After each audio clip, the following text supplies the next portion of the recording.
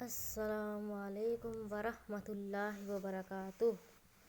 ساتھیوں، آج ہم آپ لوگوں کو پڑھائیں گے اسماعیل میرٹھی کے بارے میں۔ ان کا اصل نام تھا شیخ محمد اسماعیل، تخلص اسماعیل۔ سال ولادت یعنی ان کی پیدائش 12 نومبر 1844 کو ہوا تھا۔ سال وفات 1 نومبر 1917 کو۔ وفات یعنی یہ ختم ہوئے تھے، ان کا انتقال ہوا تھا 1 نومبر 1917 کو۔ مقام وفات یعنی کس جگہ پر ان کی وفات ہوئی، کس جگہ پر ان کی ڈیتھ ہوئی، میرٹھ میں۔ استاذ ان کے تھے غالب۔ اسماعیل میرٹھی کا شمار یعنی ان کا شمار کیا جاتا ہے جدید اردو ادب کے، جدید مینس ہوتا ہے نیا، اردو ادب کے اہم ترین شعراء میں ہوتا ہے، یعنی ایک بہت اچھے شاعر تھے۔ جدید اردو شعراء میں یعنی نئے زمانے کے اردو کے شعراء میں ان کا شمار ہوتا ہے۔ آپ نے تعلیم مکمل کرنے کے بعد یعنی شکشا گرہن کرنے کے بعد سررشتے تعلیم میں ملازمت اختیار کی، یعنی یہ ایک ٹیچر بن گئے۔ آپ نے کلک میرٹھی کے کلام سے خود کو متاثر کیا۔ ان کے کلام میں کلک میرٹھی کا بہت اثر ہوا۔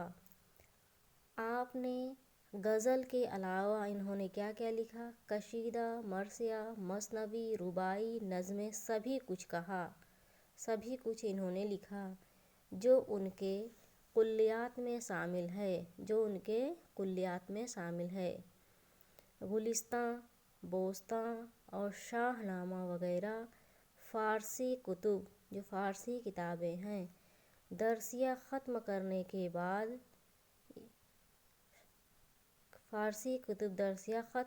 کے بعد نارمل اسکول میں داخل ہو گئے، یہ ایک اسکول میں ٹیچر ہو گئے۔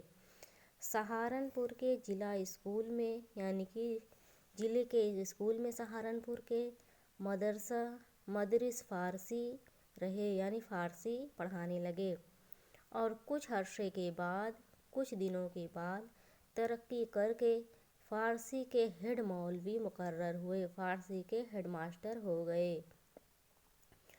اور بعد کی زندگی تصنیف و تالیف میں گزاری، اور اس کے بعد کی جو زندگی تھی تصنیفیں لکھنے میں گزار دی۔ ان کے اعلیٰ قابلیت یعنی ان کی عمدہ قابلیت، ان کی اونچی قابلیت اور ادبی خدمات کے صلے میں ادب کو جو انہوں نے خدمت انجام دی، خان صاحب کا خطاب ملا۔ اس کے لیے انہیں خان صاحب کہے جانے لگے، خان صاحب کی پدوی ملی۔ مشہور نظمیں ان کی کون کون سی ہیں؟ برسات، چڑیا کے بچے، دل کی فریاد، رات، صبح کی آمد، گرمی کا موسم، ہماری گائے، ہوا اور سورج کا مقابلہ، یہ سب ان کی مشہور نظمیں ہیں۔ آج کے لیے بس اتنا ہی۔ آپ لوگ ہمارے ویڈیو کو زیادہ سے زیادہ لوگوں تک شیئر کریں، سبسکرائب کریں۔ Thank you.